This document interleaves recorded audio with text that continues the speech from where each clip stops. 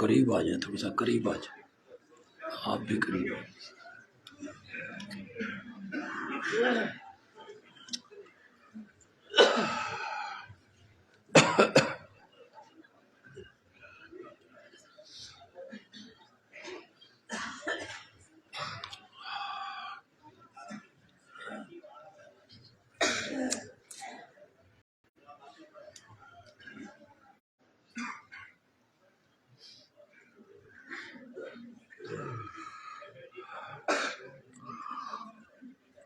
نحمده ونصلي على رسوله الكريم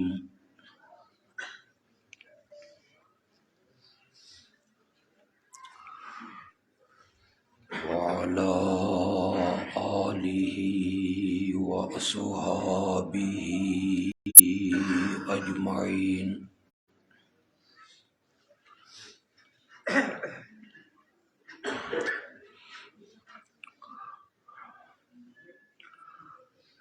أما بعد فأعوذ بالله من الشيطان الرجيم،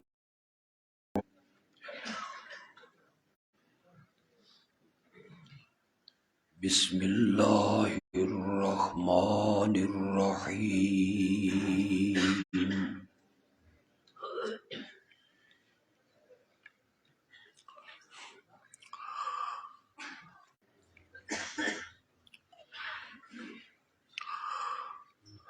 اللهم صل على سيدنا ومولانا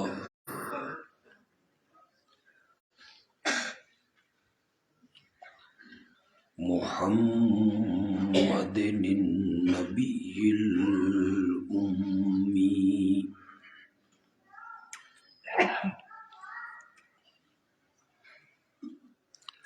وعلى آله وأصحابه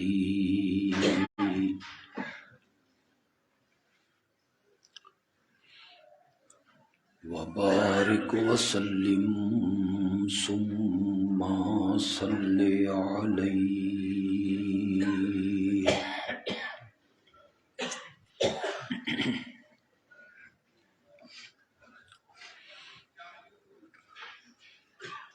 ملو میں قائم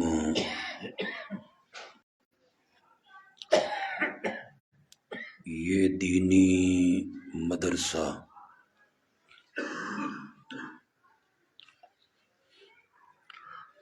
اللہ اسے بھی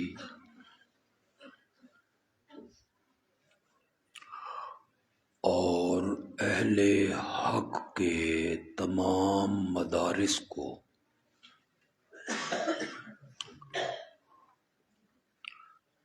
قیامت کی صبح تک قائم و دائم رکھے۔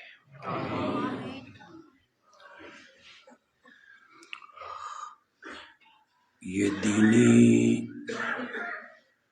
مدرسے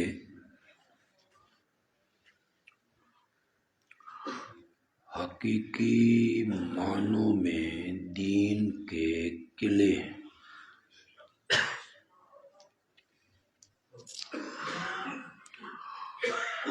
اور دین کی چھاؤنیاں ہیں۔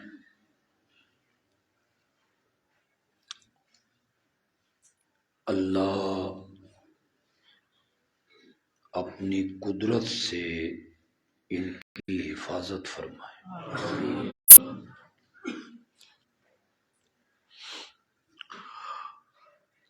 جلسے کا عنوان ہے سیرت النبی صلی اللہ علیہ وسلم۔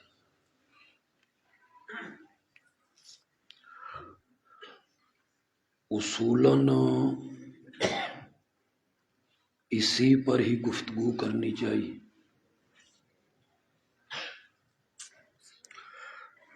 لیکن آج اتفاق سے 22 جمادی الثانی بھی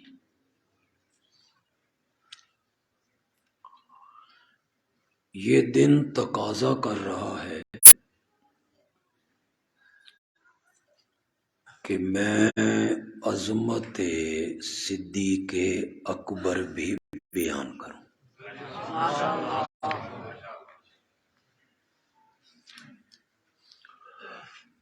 آپ دعا کر دیں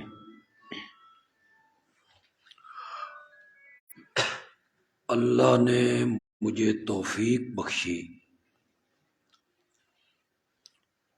تو میں دونوں عنوانوں پہ تھوڑی تھوڑی گفتگو کر لوں گا۔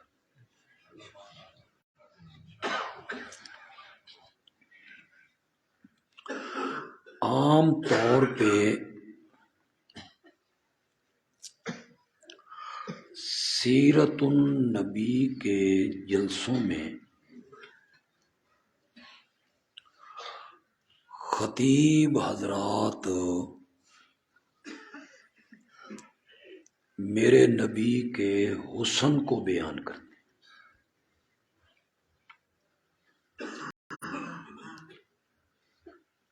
آپ کے جمال کو بیان کرتے ہیں،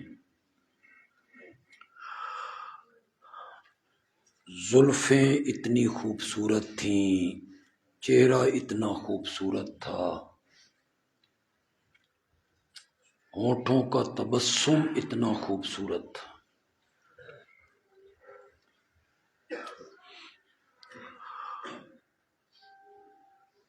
میرے آقا کے حسن کو بیان کرنے کا نام سیرت النبی نہیں ہے۔ سمجھ آ رہی ہے آپ کو میری بات؟ میں کیا کہہ رہا ہوں؟ یہ کہہ رہا ہوں کہ آپ حسین نہیں تھے، نہ، میرا نبی حسینوں میں آسن تھا، میرا نبی جمیلوں میں اجمل تھا۔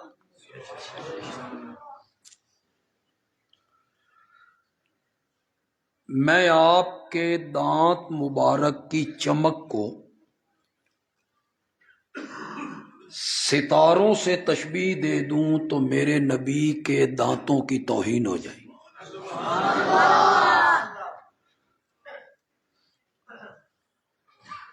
میں آپ کے ہونٹوں کی نزاکت کو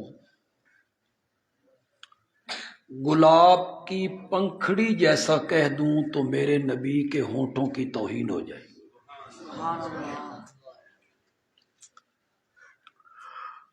میرے آقا کا پسینہ میں اسے عنبر کہہ دوں، گلاب کہہ دوں، کستوری کہہ دوں، میرے آقا کے پسینے کے خوشبو کی توہین ہو جائے گی۔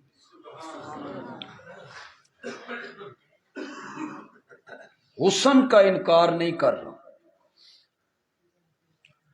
کسے ماں ایو جیا سونا نہیں جنیا۔ پنجابی تے سمجھ دیو، خیبر پختونخوا نو سمجھ نہ آوے تے ہن اسی کی کریں؟ ہم جب خیبر پختونخوا جاتے ہیں تو یہ ہماری موجودگی میں پشتو بولتے ہیں۔ کسے ماں ایو جیا سونا نہیں جنیا، جویں اپنی مرضی مطابق کو بنیا۔ سہپن نفاست تے پھلاں دا سہرا، میں قربان اللہ محمد دا چہرہ۔ مصور نے بس انتہا کرے سٹی، بڑی ریج دے نال تصویر کٹی، حسینہ جمیلاں دا منہ موڑ دتا، محمد بنا کے قلم توڑ دتا۔ صلی اللہ،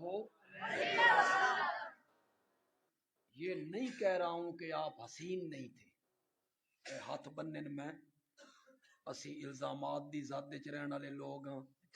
کوئی بندہ کہے بے سرگودے سے آیا تھا اور کہہ کے گیا تھا ہمارا نبی حسین نہیں ہے، یہ نہیں کہہ یہ رہا ہوں کہ حسن کے بیان کرنے کا نام سیرت النبی. میں آج بتاؤں گا کہ سیرت النبی کس کا نام ہے.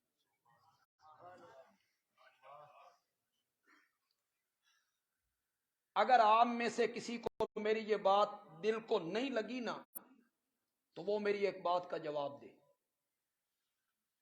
میرے نبی کو جب نبوت نہیں ملی، نبوت سے پہلے میرے نبی نے 40 سال گزارے تھے مکے میں. ان 40 سالوں میں میرا نبی حسین نہیں تھا؟ بولتے کیوں نہیں ہو؟ وہ جو 40 سال کا عرصہ نبوت کے ملنے سے پہلے گزارا، اس میں آپ کی زلفیں خوبصورت نہیں تھی؟ اس میں آپ کے ہونٹ نازک نہیں تھے؟ اس میں آپ کے ہاتھوں کی نرمائی خوبصورت نہیں تھی؟ پھر وہی چیزیں تو بیان کرتا ہے نا جو نبوت کے ملنے سے پہلے بھی میرے نبی کو حاصل تھی. تو سیرت بیان کرتا ہے محمد ابن عبداللہ کی، اور ہم سیرت بیان کرتے ہیں محمد الرسول اللہ کی صلی اللہ علیہ وسلم. نبوت کے ملنے سے پہلے بھی تو میرا نبی حسین ہے. ایک اور بات کا جواب دے دو. میں تو بڑی آسان سی باتیں کرنے والا خطیب ہوں. میرا نبی جتنا بھی حسین ہو، 14ویں کا چاند میرے نبی کے چہرے کے سامنے ماند پڑ جائے، میرے نبی کی زلفیں خوبصورت، ہونٹ خوبصورت، ماتھے کی سلوٹیں خوبصورت، پاؤں کے تلوے خوبصورت، ہاتھوں کی نرمائی خوبصورت. میرا نبی جتنا بھی خوبصورت ہو، حسین ہو، جمیل ہو، اس میں کمال میرے نبی کا ہے یا حسن دینے والے کا ہے؟ اور سیرت کس کی بیان کر رہے ہو؟ نبی کی. اور بات وہ بیان کرتے ہو جس میں میرے نبی کا کمال ہو اپنا کوئی نہیں. اس میں سارا کمال کس کا ہے؟ شاید اس سے پہلے کسی خطیب نے یہ بات نہ کی. اوت کے میدان میں میرے پیارے پیغمبر کا سامنے والا دانت ٹوٹ گیا تھا، جڑ سے نہیں نکلا، درمیان. یہ حسن میں عیب ہے. سامنے والا دانت ٹوٹ جائے نا اچھا نہیں لگتا. اس کے بعد بندہ بولے اچھا نہیں لگتا، بندہ مسکرائے اچھا نہیں لگتا. یہ سامنے والے دانت کا ٹوٹ جانا حسن میں عیب ہے. صحابہ تو ساری وہ چیزیں سیرت میں بیان کرتا ہے جو نبوت کے ملنے سے پہلے بھی میرے نبی کے پاس تھیں. حسن بھی تھا، جمال بھی تھا، خوبصورتی بھی تھی، صداقت بھی تھی، امانت بھی تھی، دیانت بھی تھی. کیوں بھائی 40 سال جو پہلی زندگی گزاری اس میں صادق نہیں تھے؟ بولو. امین نہیں تھے؟ دیانت دار نہیں تھے؟ کنواری لڑکیوں سے بڑھ کے حیادار نہیں تھے؟ 40 سال تک. یہ بات میں بڑی کہنے لگا ہوں لیکن میرا یہ بات ضائع نہ جائے، اللہ کرے آپ کے پلے پڑ جائے.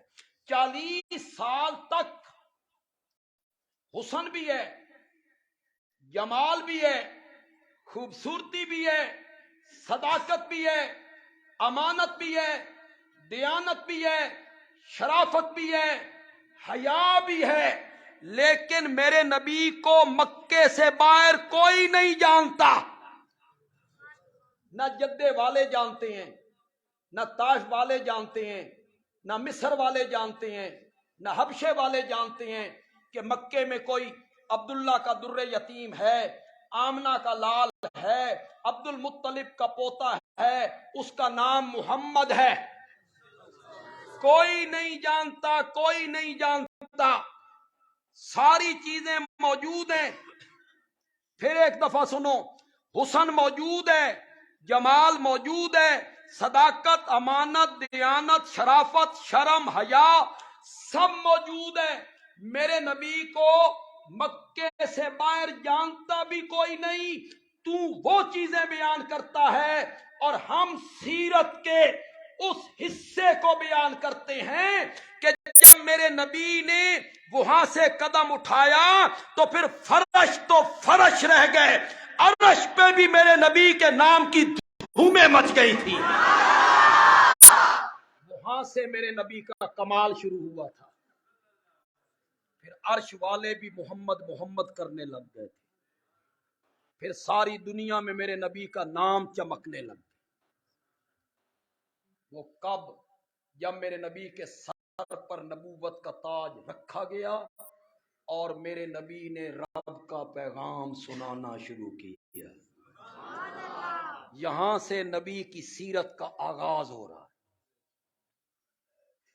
میرے نبی نے پیغام سنانا شروع کیا، میرے نبی کے سر پہ نبوت کا تاج رکھا گیا، میرا نبی پہلے دن کوہ صفا پہ آیا، قوم کو جمع کیا، صداقت کی سند لی، میں نے تمہارے اندر 40 سال کا عرصہ گزارا ہے، میری زندگی کی سفید چادر پر کوئی داغ دکھا سکتے؟ اللہ ہو۔ میرے نبی نے بچپن کے یاروں میں کھڑے ہو کے چیلنج کر، یہ بچپن کے یاروں کا جو میں نے لفظ کہا ہے اس میں تو ایک بڑی کہانی چھپی ہوئی یار۔ یہ میں نے کیوں کہا بچپن کے یار؟ اس لیے کہا کہ بچپن کے یاروں سے یاروں کی باتیں چھپی ہوئی نہیں ہوتی، جوانی کے یاروں سے یاروں کی باتیں چھپی ہوئی نہیں ہوتی۔ میرے نبی نے یہ چیلنج طائف میں، حبشے میں، یثرب میں، جدے میں کھڑے ہو کے نہیں کیا تھا، بچپن اور جوانی کے یاروں کے اندر کھڑے ہو کے چیلنج کیا۔ میری زندگی کی سفید چادر پر کوئی داغ دکھا سکتے ہو؟ یہ چیلنج نبی ہی کر سکتا ہے، نبی کے سوا کوئی نہیں کر سکتا۔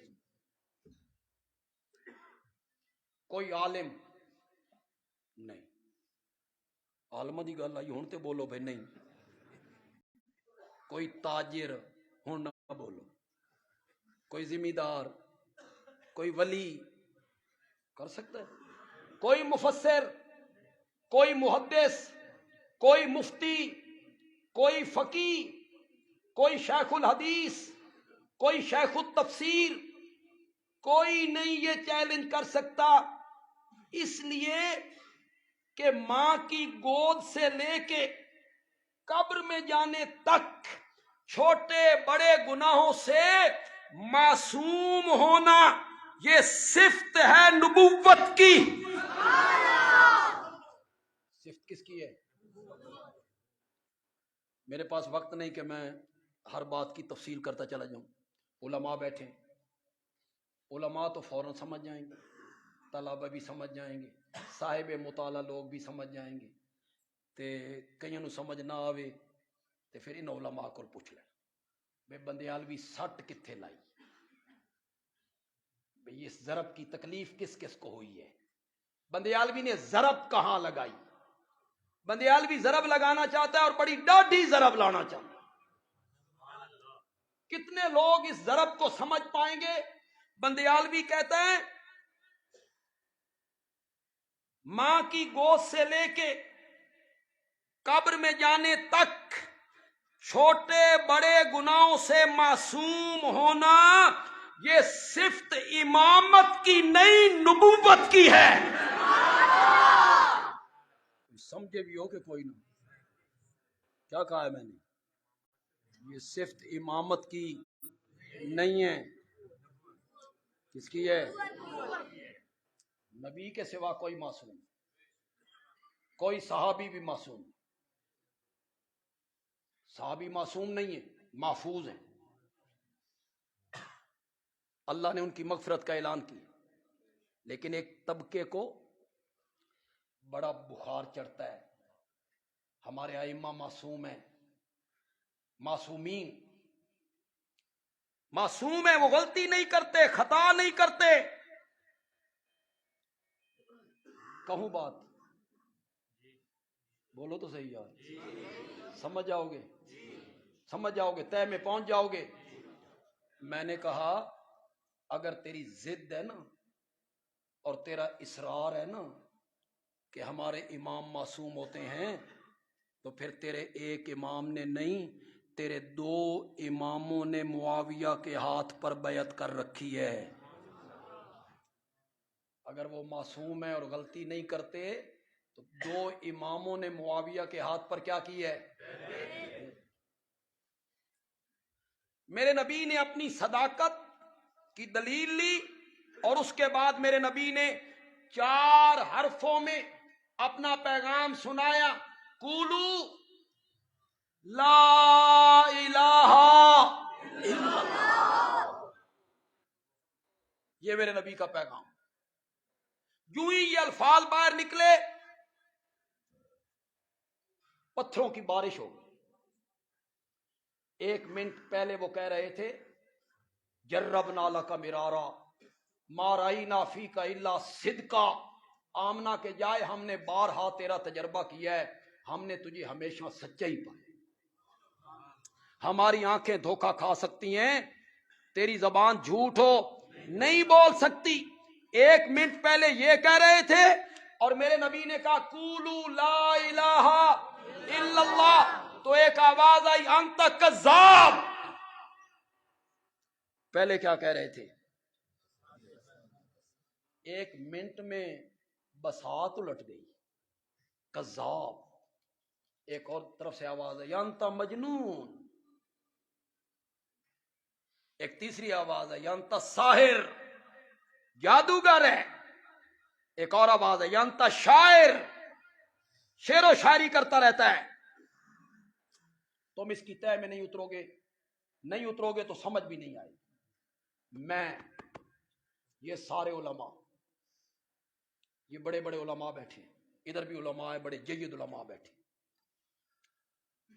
یہ سارے جمع ہو جائیں، سارے علماء دیوبند اکٹھے ہو جائیں، اشاعت التوحید و سنہ کے سارے علماء جمع ہو جائیں، یہ سارے مل کر ریت کے اس ذرے کا مقابلہ نہیں کر سکتے جو آمنہ کے لال کے قدموں کے تلووں کے ساتھ لگا کرتا ہے۔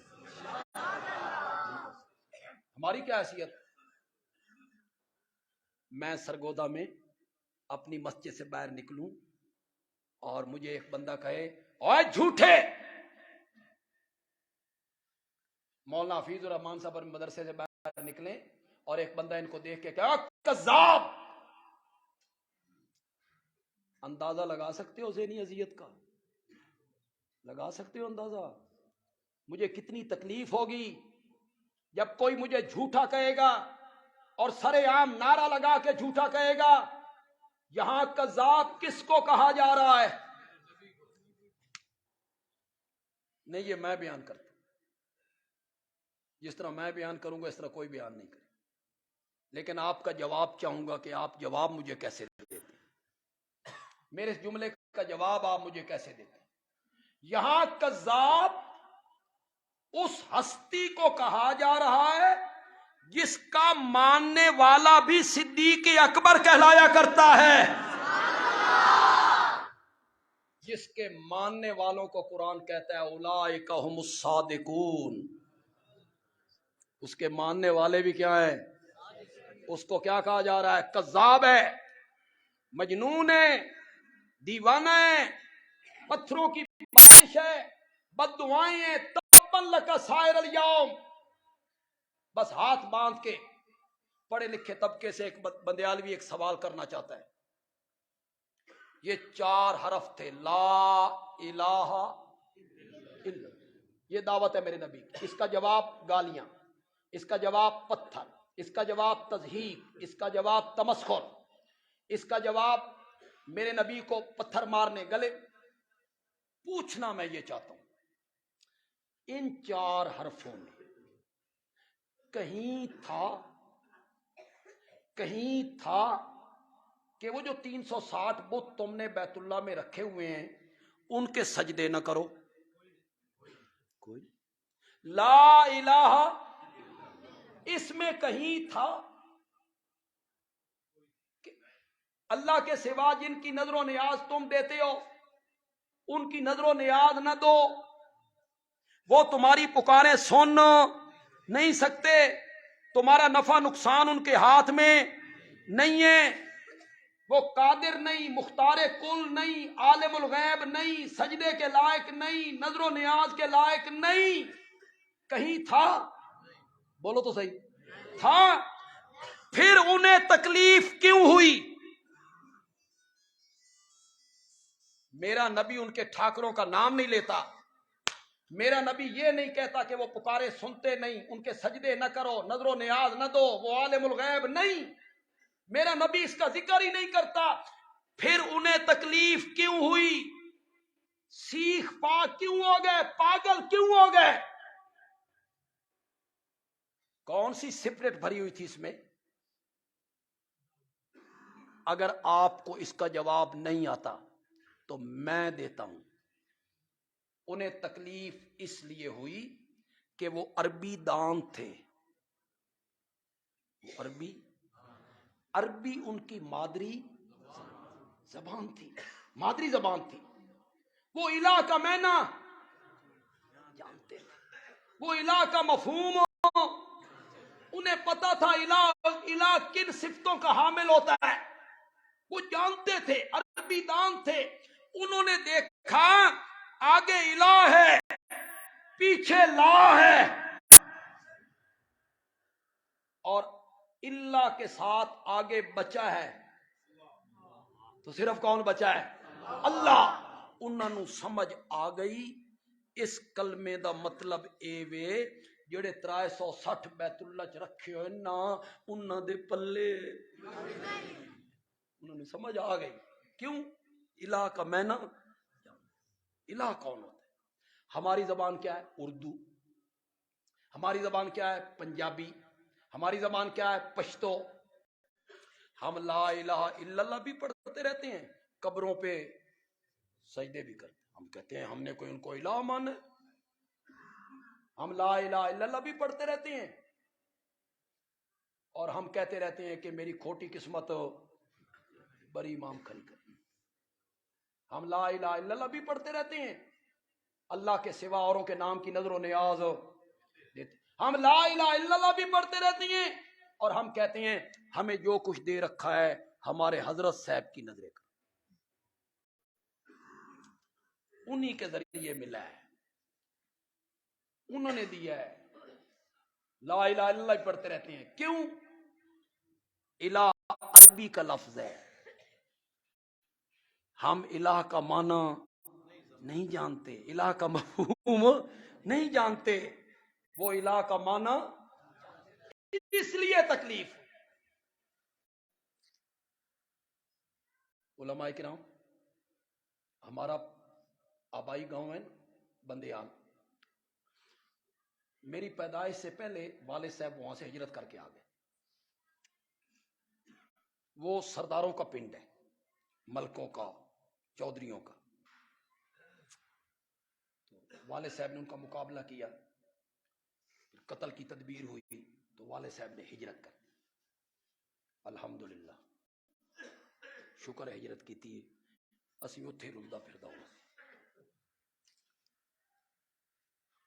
تو بڑا کلیش ہے وہاں مذہبی، بریلوی دیوبندی نا بڑا کلیش، مغرب کی طرف وہ پارٹی ہے، مشرق کی طرف ہم ہیں، ادھر ہم ہیں ادھر، اور یہ میرے پردادا کے زمانے سے،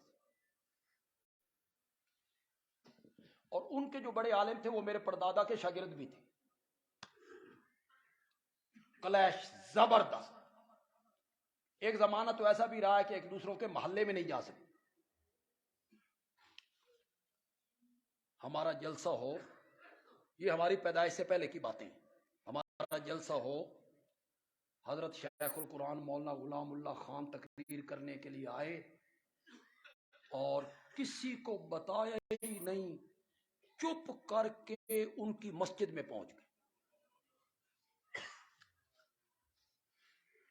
ہم ان گلیوں سے نہیں گزرتے تھے اور حضرت شیخ ان کی. عالم تو بڑے بڑے پیدا ہوئے ہیں، غلام اللہ خان جیسا بہادر عالم مائیں جنتی ہیں خال خال. ہر روز غلام اللہ خان پیدا نہیں ہوتا. وہاں نیچے ملک کھڑے تھے، 2 ملک چودھری. تو حضرت شیخ کہتے ہیں میں کیمبل پور سے آیا ہوں. اس وقت اٹک کا نام کیمبل پور تھا.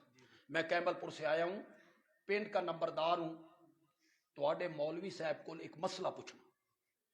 انہوں نے کہا یہ بھی ملک ہے.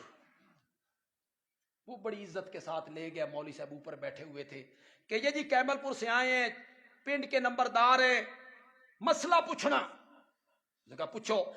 حضرت شیخ نے قرآن نے فرمایا لا الہ الا اللہ کا معنی پوچھنا ہے جی.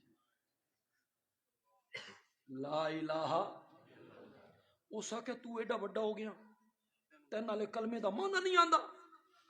حضرت شیخ نے فرمایا جی ساری زندگی حلوہ ہے جٹ آدمیاں ویلا ہی نہیں لبے. آج یہاں آیا تھا ایک کام کے سلسلے میں، میں نے کہا چلو مولوی صاحب سے پوچھتے ہیں. اس نے کہا نہیں کوئی معبود مگر اللہ. یہی معنی کرتے ہو نا؟ یہی معنی. حضرت شیخ نے کہا نہیں کوئی، اے میری زبان ہے، من پتا نہیں کوئی دا کی مطلب ہے، مگر اے میری زبان ہے، من پتا مگر دا کی مینا. مولوی جی یہ معبود کی ہے. معبود تو میری زبان کا لفظ نہیں ہے، یہ تو عربی ہے. اس نے پھر اس کو آسان کیا، نہیں کوئی عبادت کے لائق مگر. شیخ نے کہا نہیں کوئی، سمجھ آ گئی.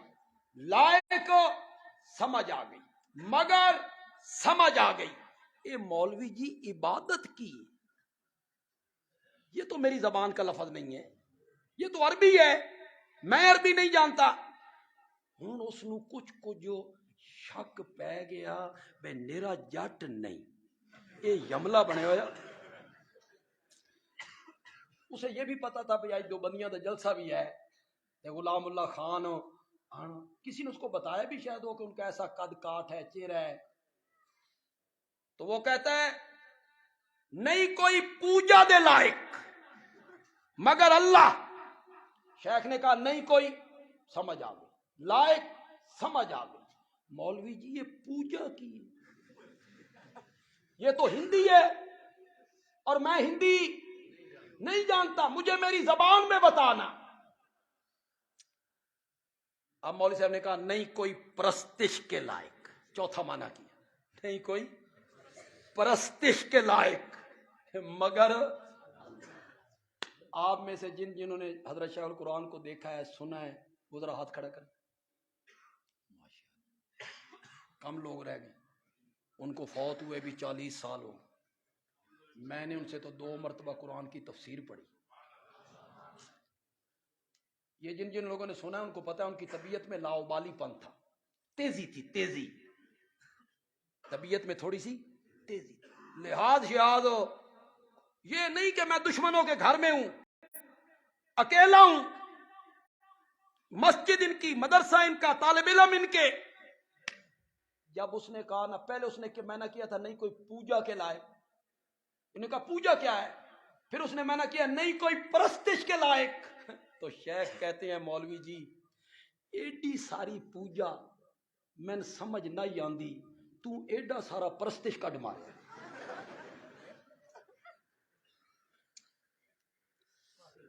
ہوں اس آخیا الہ کیڑا سیگا.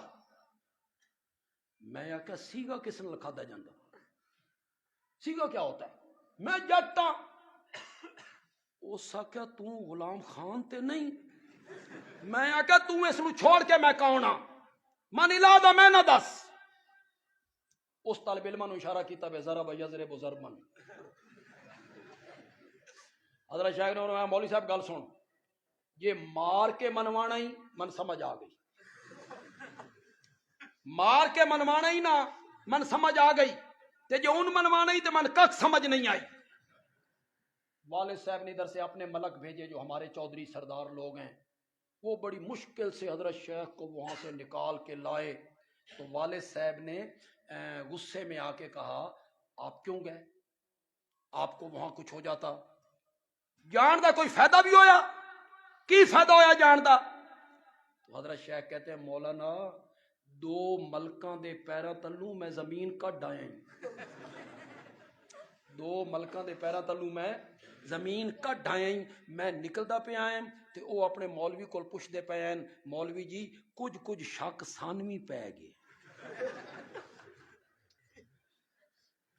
علاقہ میں نہ بتانا یہاں سے میرے نبی کی سیرت شروع ہو رہی ہے۔ میں نے الہ پر سرگودا میں 40 درس دیے تھے، مسئلہ الہ۔ اس وقت یہ اے مصیبتہ کو نہیں سن، یہ فتنہ نہیں تھا، وہ آڈیو ہے، آڈیو ریکارڈ ہے۔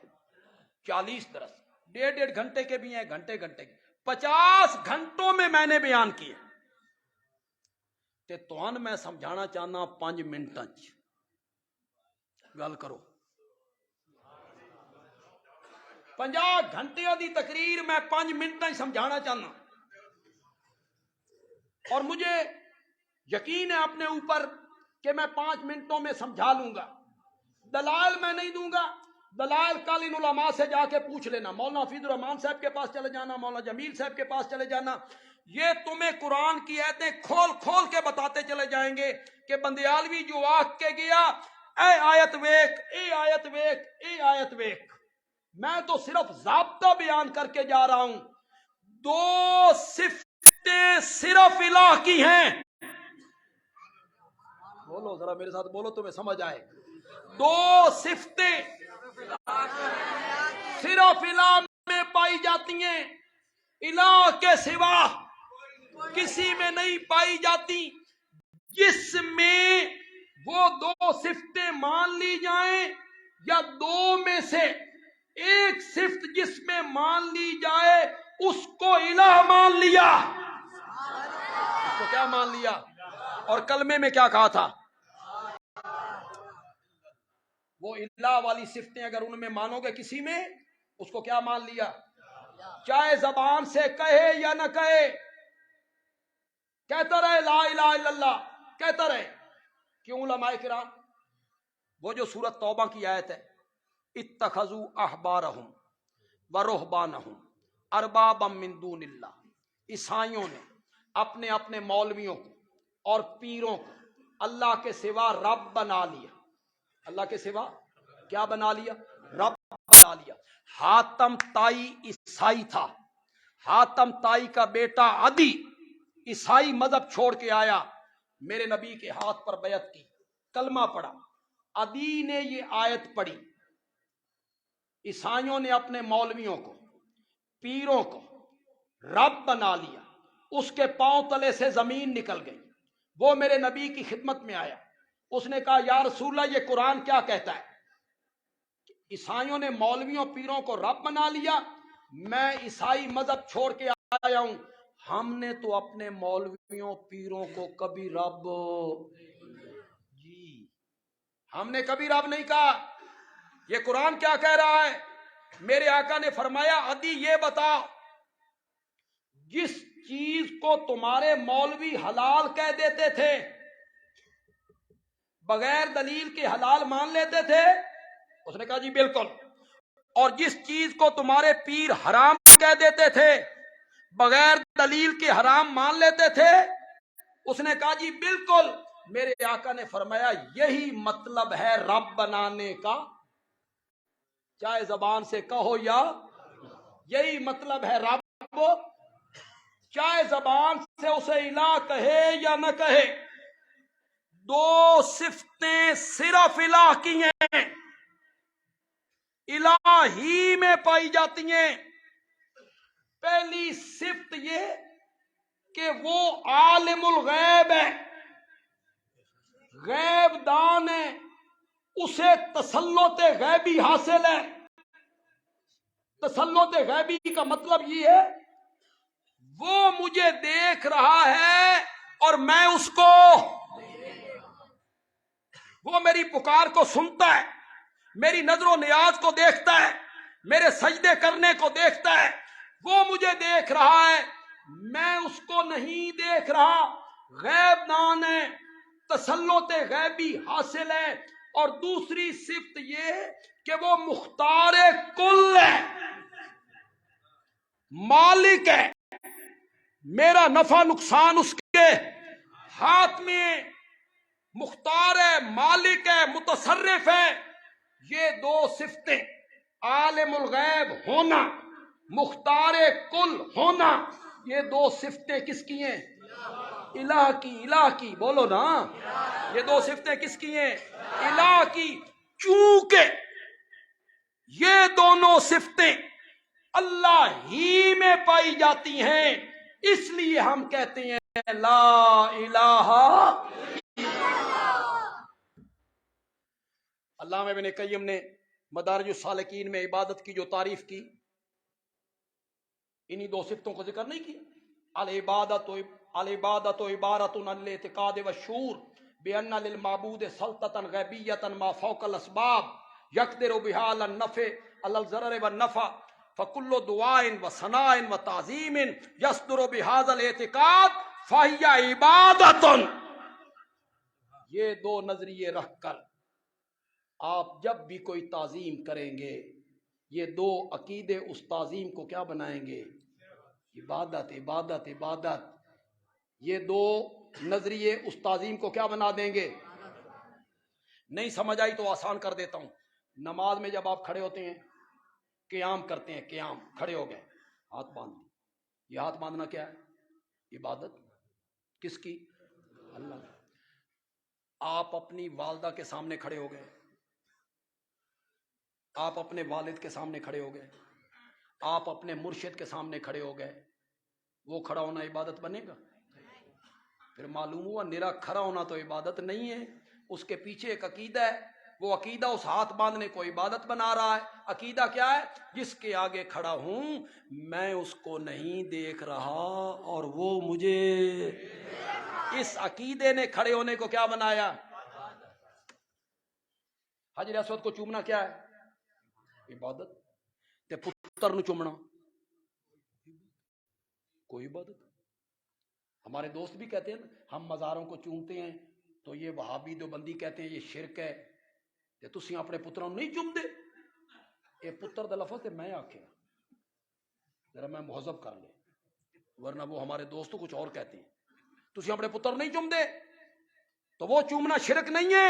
میں نے کہا نہیں ہے، صرف چومنے کا نام عبادت نہیں ہے، اس چومنے کے پیچھے ایک عقیدہ ہے، وہ عقیدہ چومنے کو عبادت بناتا ہے۔ حجر اسود بیت اللہ کی کوکھ میں لگا ہوا پتھر، اس کو چومتے ہوئے چومنے والے کا عقیدہ ہے جو رب مجھے اٹک کے گاؤں میں دیکھتا تھا وہ بیت اللہ کی کوکھ میں لگے ہوئے پتھر کو چومتے ہوئے بھی مجھے دیکھ رہا ہے۔ اس عقیدے نے اس چومنے کو کیا بنا دیا؟ اور جب بیٹے کو چومتے ہیں تو یہ عقیدہ ہوتا ہے، اور جب مزار کو چومتے ہیں تو پھر عقیدہ نہیں ہوتا کہ صاحب مزار مجھے دیکھ رہا ہے، میں اس کو نہیں دیکھ رہا۔ اسی نظریے نے تو چومنے کو کیا بنا دیا تھا۔ اور آپ کو الہ کے میں نے کی سمجھ آئی کہ کون نہیں؟ اس پر آپ سورت آل عمران کا شروع والا رکوع پڑھ لیں، اس پر آپ سورت طٰہٰ کا شروع والا رکوع پڑھ لیں، اس پر آپ آیت الکرسی پڑھ لیں، اس پر آپ سورت الانعام پڑھ لیں، اس پر آپ سورت قصص کی آیت نمبر 68 پڑھ لیں، یہ پھر بھی تو ان سمجھ نہ آوے نا، بس سورت نمل چاؤ حدیو تقریر پڑھو جیڑی او سلیمان دے دربار وچ کیتی سی۔ حدد نے انہی دو عقیدوں کو ذکر کیا اور پھر نتیجہ نکالا اگر یہ دو عقیدے، اگر یہ دو صفتیں اللہ کی ہیں تو پھر لا الہ الا۔ ہمارا بہت سارا ٹائم یار اسی میں لگ گیا، بس آخر میں ایک بات کہہ کے ختم کر دیتا ہوں۔ نماز عصر چونکہ اس کا وقت بڑا تنگ ہوتا ہے اور پھر میں نے بڑا دور پہنچنا ہے، مغرب کے بعد میرا وہاں بیان ہے۔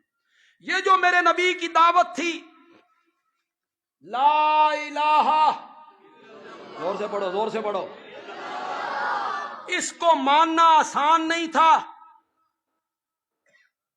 اپنے معبودوں کے گلے پہ چھری رکھنی تھی. باپ دادا کے مذہب سے بغاوت تھی. اس دعوت کو ماننا قبول کرنا آسان نہیں تھا. اسی لیے میرے نبی نے کہا میں نے جس کسی پر ایمان کی دعوت کو پیش کیا وہ ہچکچایا, وہ پیچھے ہٹا, اس نے مہلت مانگی, مشورہ کروں گا پھر پڑھوں گا, کوئی معجزہ دکھا, دلیل دکھا, نشانی دکھا. میں نے جس کسی پر اس دعوت کو پیش کیا وہ ہچکچایا, پیچھے ہٹا, مہلت مانگی, معجزہ مانگا. اس دھرتی پر صرف ایک آدمی ہے, نہ اس نے دلیل مانگی, نہ اس نے معجزہ مانگا, نہ اس نے مشورے کا ٹائم مانگا, نہ اس نے مہلت مانگی, نہ اس نے دلیل مانگی. میں نے کہا میں اللہ کا نبی ہوں. اس نے کہا جو تو اللہ کا نبی ہے تو ابو بکر تیرا پہلا امتی ہے. سب سے پہلے کلمہ اس نے, کوئی دلیل نہیں مانگی. یہ جو اختلاف ہے علماء کے مابین, سب سے پہلے کلمہ کس نے پڑھا؟ اختلاف ہے. آپ کی اہلیہ حضرت خدیجہ نے, حضرت علی رضی اللہ تعالیٰ عنہ نے, زید ابن حارثہ نے, یا حضرت ابوبکر. امام اعظم نے اس میں تطبیق دے دی.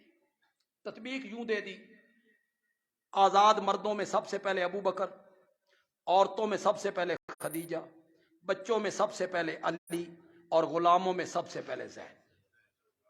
چاروں قول اپنی جگہ پہ کیا ہو گئے؟ صحیح ہو گئے. بس یہ بات کہہ کے میں ختم کر دوں گا. میں بہت کمزور سا آدمی ہوں, کم فہم ہوں, نالائق سا ہوں. میرا یہ پوزیشن نہیں ہے کہ میں کوئی اپنا قول پیش کروں, لیکن ایک بات کہنا چاہتا ہوں. اگر پسند آ جائے تو کہنا بندیالوی اچھی بات کہہ گیا ہے. میں کہتا ہوں یہ مسئلہ کوئی نہیں.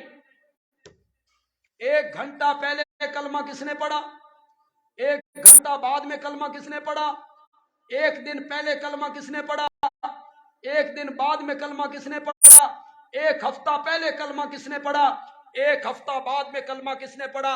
یہ کوئی مسئلہ نہیں. مسئلہ یہ ہے کہ میرے نبی نے کلمے کی دعوت دی, اس نے قبول کرنے میں دیر کتنی لگائی. مسئلہ یہ ہے اس نے قبول کرنے میں دیر کتنی لگائی. اس میں ابو بکر کا پہلا نمبر ہے.